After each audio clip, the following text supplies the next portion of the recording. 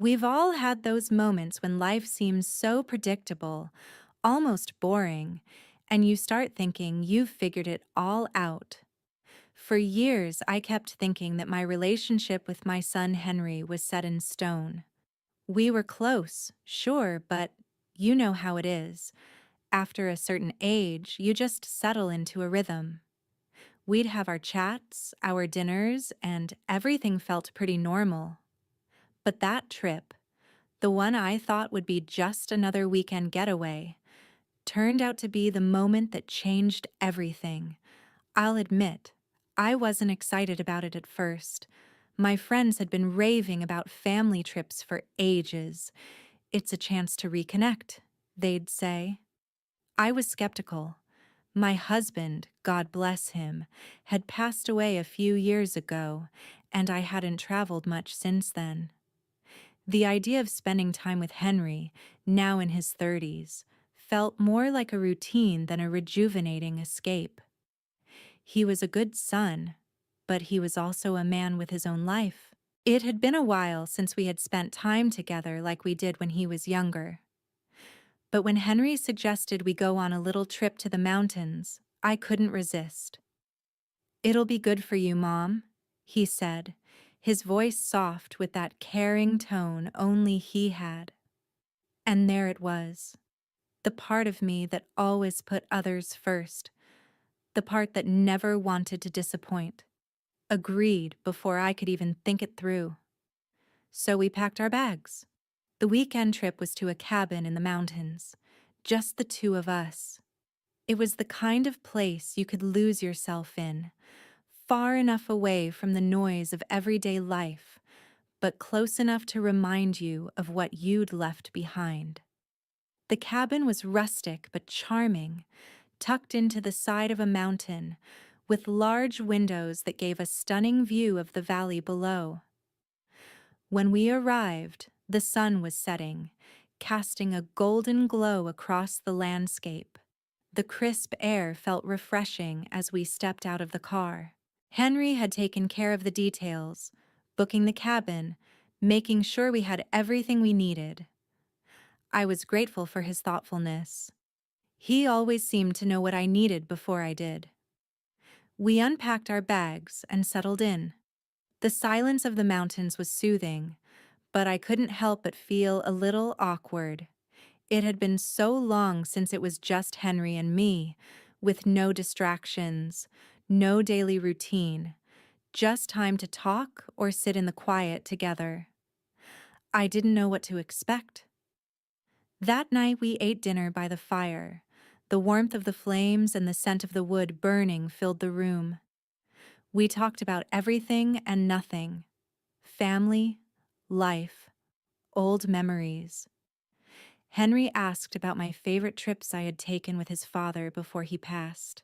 I told him about our honeymoon in Paris, how we had wandered through the streets, laughing about silly things, feeling young and carefree.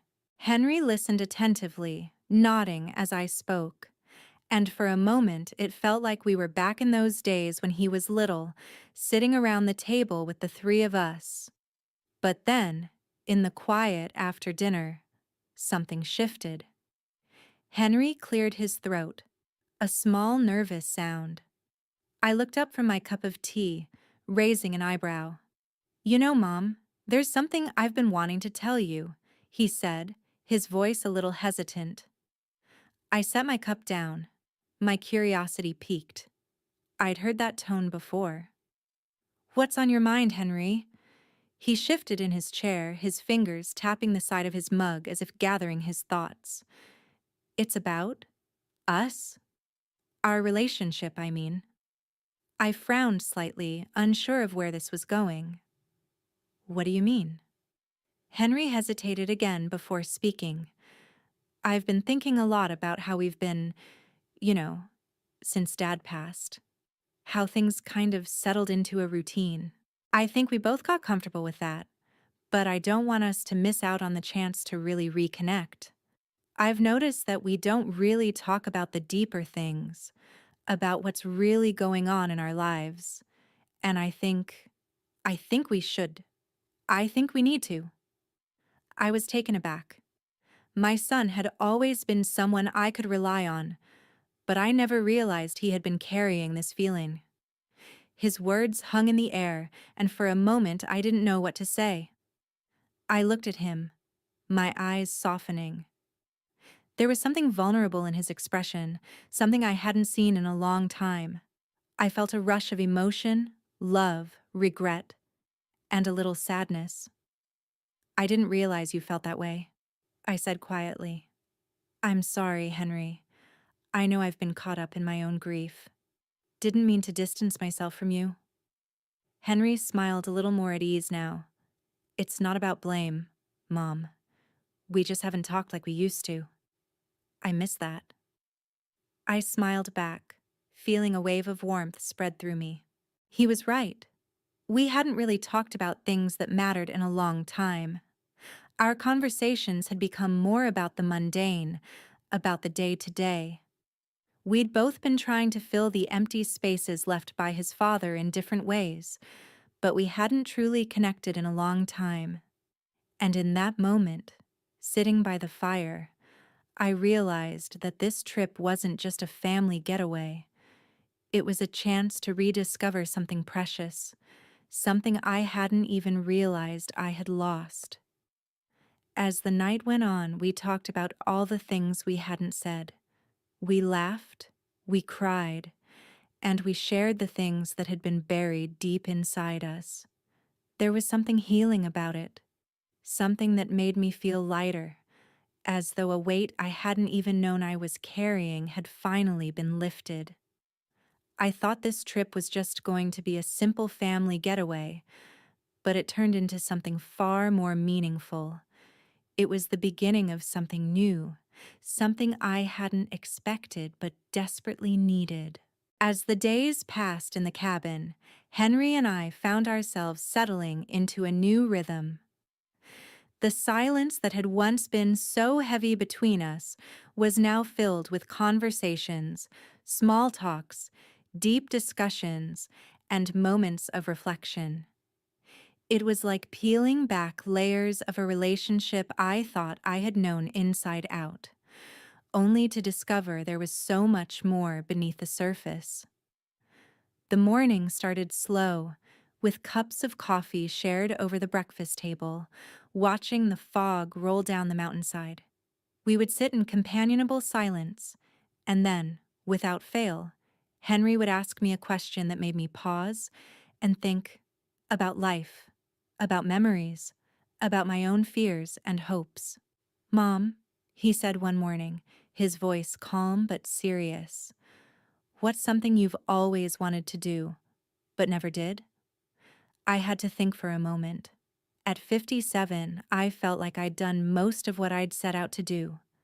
Travel, raise a family, build a life. But when I really dug deep, I realized there was still a part of me that had dreams I'd tucked away.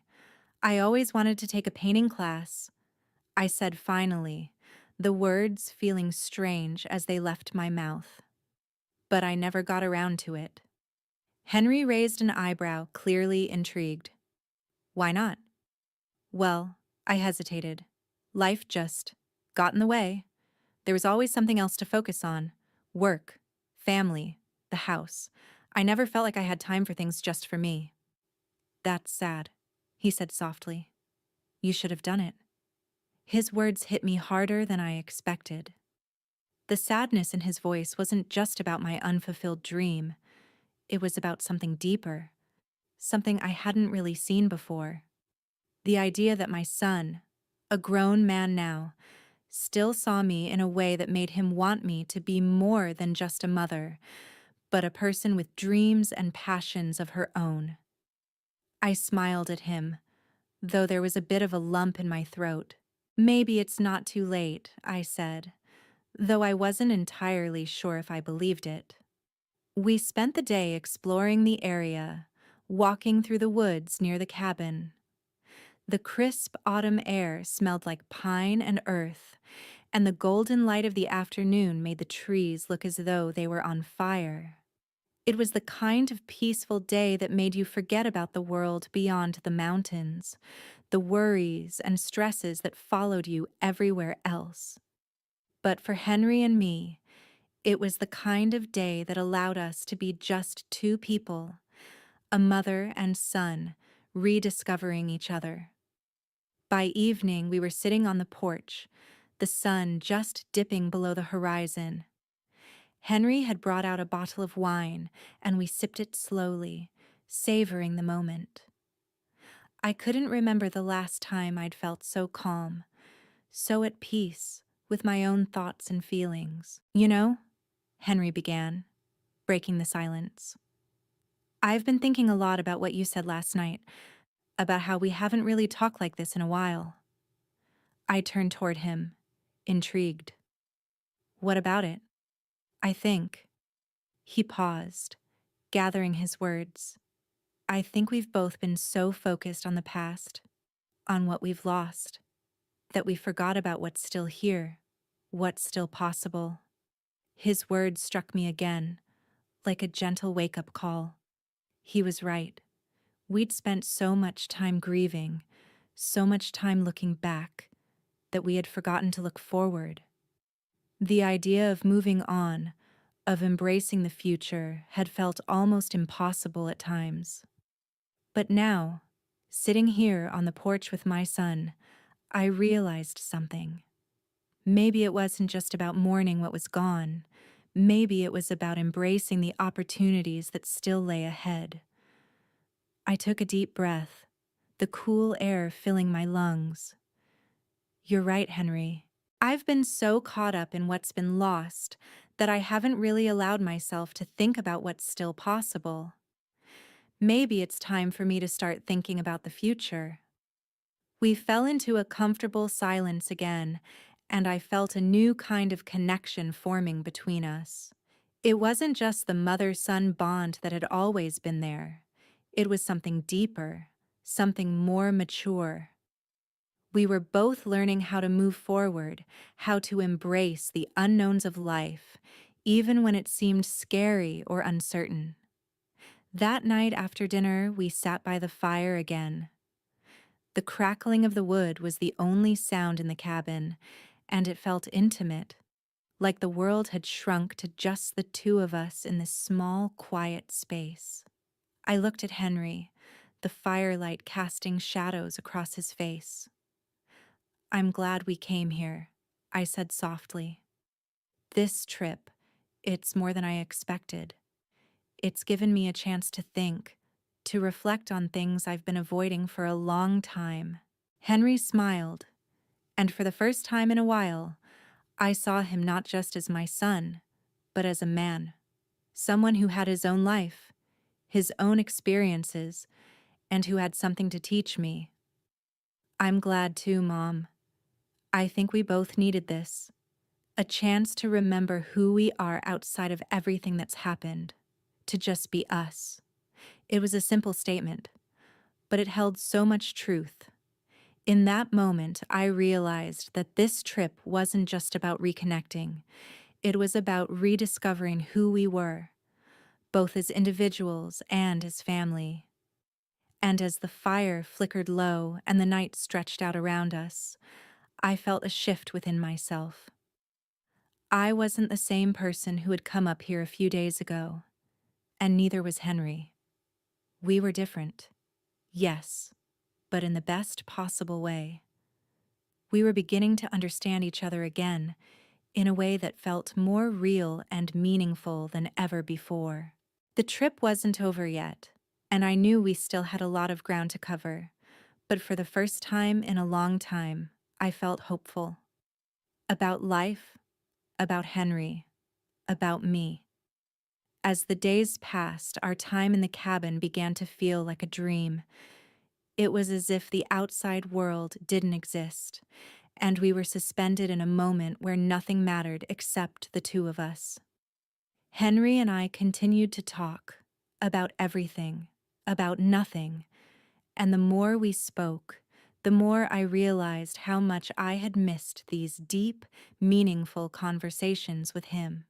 We spent one afternoon walking to a nearby lake, the path winding through trees and over streams. The sun was higher now, and the sky was clear, a perfect blue canvas above us. We stopped by the water's edge, the gentle ripples reflecting the surrounding mountains like a mirror. For a while, we just stood there, taking it all in, enjoying the quiet and the peace.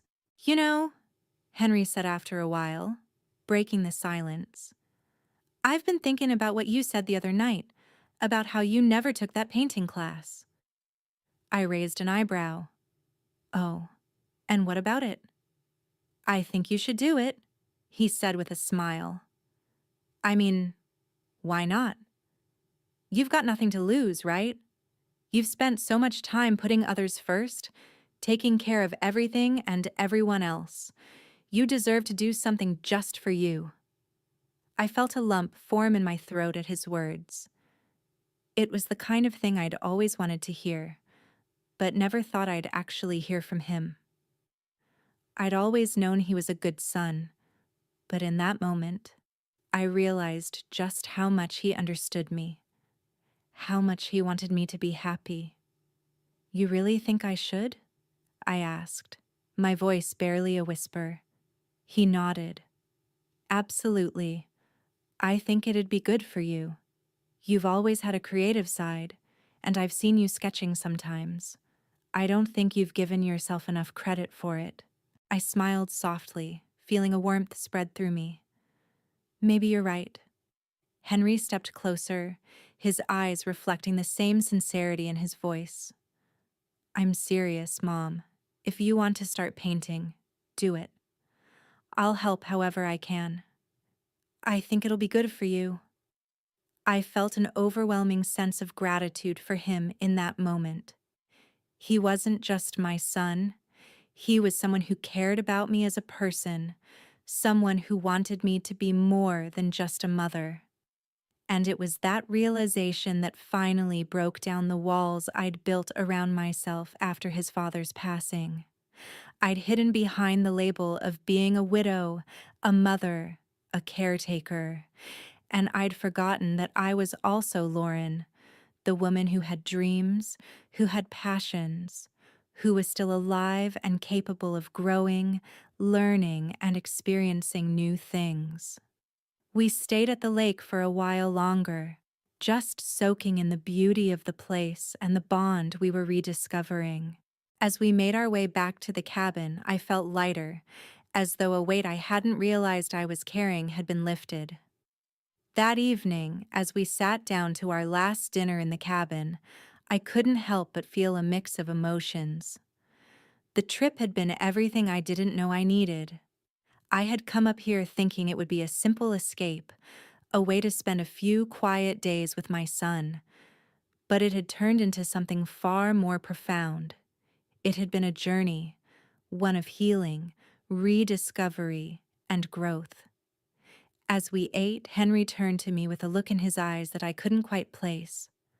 I'm really glad we did this, Mom. It feels like we've come full circle, you know, like we're both in a better place now. I smiled, feeling my heart swell. I am too, Henry. I think we've learned a lot from each other this week, about ourselves, about each other. He nodded, his expression softening. Yeah, and it's made me realize that I want to spend more time with you, not just on trips like this, but in everyday life.